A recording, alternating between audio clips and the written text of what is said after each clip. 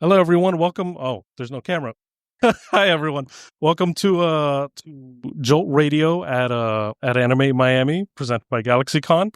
Here we have the wonderfully talented Greg Baldwin. Nice to meet you. It's nice to be here in Miami. It's my second time at this show. So I'm glad to be nice. here. Well, I know it was a different show, but it was at the same venue. My second time at the venue.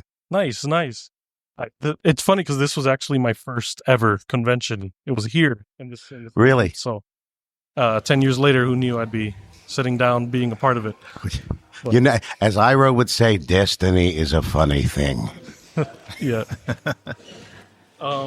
Yeah, so I guess let's get right away with some questions. All righty. No math questions, please. Oh, no. Trust me, no math. No Thanks. math. I wasn't very good at math. Me either. But I love trigonometry. Oh, well, you're a good man. That's why I became an actor. I was no good with math, science, anything practical. he's the smart Nick. All right. The smart Nick. Anyways, you're widely known for Uncle Iroh and Aku, and really, is this coming out? Okay, it's coming out. That's Yeah, just good. my headphones.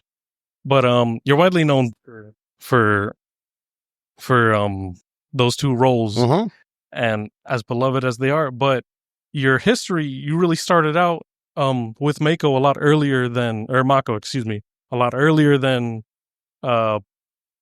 most people know, Yeah, with most- Pacific Overtures. Pacific Overtures. Yeah, you've done your homework. It's circling back to that destiny being a funny thing. I knew from a very young age, from the age of 10, that I wanted to be an actor.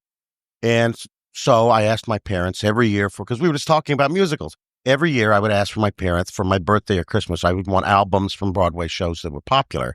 And in 1977, Pacific Overtures had just opened on Broadway, starring Mako, written by Stephen Sondheim. And man, this became my favorite musical of all time. And so I would sing along with a record in my room, like you would do. And indeed, I still know the entire score. I could sing the whole score for you right now. In fact, I will. So sit back. It's going to be about an hour. Nippon, the floating kingdom.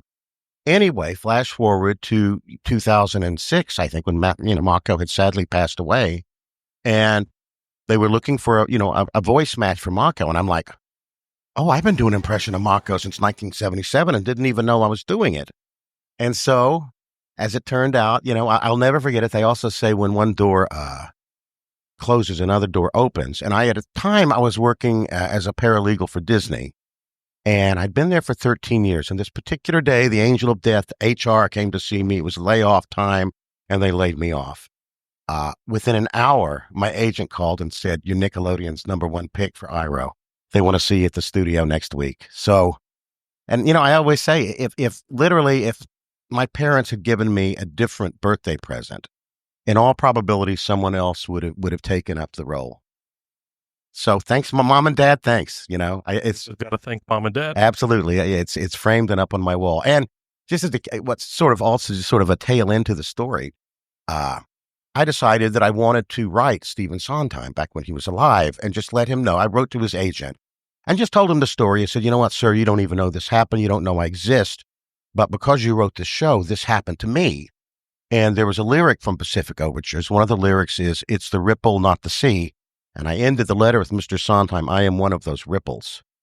And I just wanted to put it out into the universe so that I thanked him. 3 weeks later, Stephen Sondheim himself wrote me back. Yeah, and it was so funny. The letter said, it didn't say much, but it was on his stationery, and it said, thank you so much for your your kind letter, Greg. I'm glad the show had such a salubrious effect on your life. So I'm going, did Stephen Sondheim just diss me? I got to look up salubrious. What does that mean? It means successful. And I also knew that it was Sondheim because only Stephen Sondheim is going to know the word salubrious. So that's one of my prized possessions too, is that letter. Oh, that's amazing. I had no idea any of that happened. But honestly, just you got to really talk to one of your heroes growing up and stuff like that. What were some of your other favorite plays growing up? Oh, my favorite plays that I did, or just plays that I listened to? Oh. Well, I've done Little Shop of Horrors twice. I was Mr. Mushnik. The first time I did the role, my kids, I think it was the first time they ever saw me on stage, and the kids were young enough that I took them up to a rehearsal so they could see, don't worry, Daddy is not really being eaten by the giant plant. This is what's going to happen. I'm going to act like I'm being eaten by the giant plant, and then I'm going to crawl through this hole through the back of the puppet. So Little Shop, I'm pretty, very, very fond of. Golden Age of musicals, love My Fair Lady, Fiddler on the Roof. More recently, certainly Hamilton is, changed the game. I feel kind of sorry for him though, because how do you follow up Hamilton? Whatever he comes up with, it's not going to be Hamilton, and people are going to go, "Hey, it's not Hamilton." For every score that he does, you're right. Yeah, absolutely right. Speaking of that, it's actually interesting now because some newer animations, indie animations such as Has Been Hotel, they're very much show tunes, very inspired by plays. I was going to ask if you were to have a part in that, what stage persona or character would you? First of all, if anyone connected creatively with Hasbin is listening to this, I would love to be on Hasbin Hotel. We actually traveled we're booked with a lot of the cast a lot this year, so we've got to know each other. And I love hanging out with them because these are New York actors, which are different from LA actors. Not to diss LA actors, but New York actors are a different breed. And I sort of respond to them just because I came up through the theater. I would do anything at Hasbin Hotel, literally anything they're offering, And anything is possible. And you never know. I actually think we're going to be meeting some of the creative team in Vancouver next week. So, we might remind me to slip my resume, with them, I'll take it with me. Oh, really looking forward to that if that ever happens. Oh, I would love it. I would love that so much. Yeah. But I think we're a little short on time right now, but would you like to close out with anything you'd like to say? Anything going on in your life right now?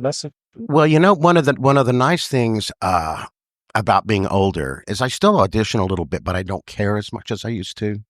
If I get the gig, great. If I don't get the gig, because people are like, "What's up for you?" I'm going to be on the road doing 27 of these this year, 27 fan conventions, and it's something. Truly, as much as I love voice acting and acting in general, I love this. And I think my approach to it is when people come to my table, it's not really about the merch. It's not about the autograph, but it's about the experience. But it's not just them meeting me. It's me meeting them, which to me, I don't know, it keeps me young, I think. It's a great thing.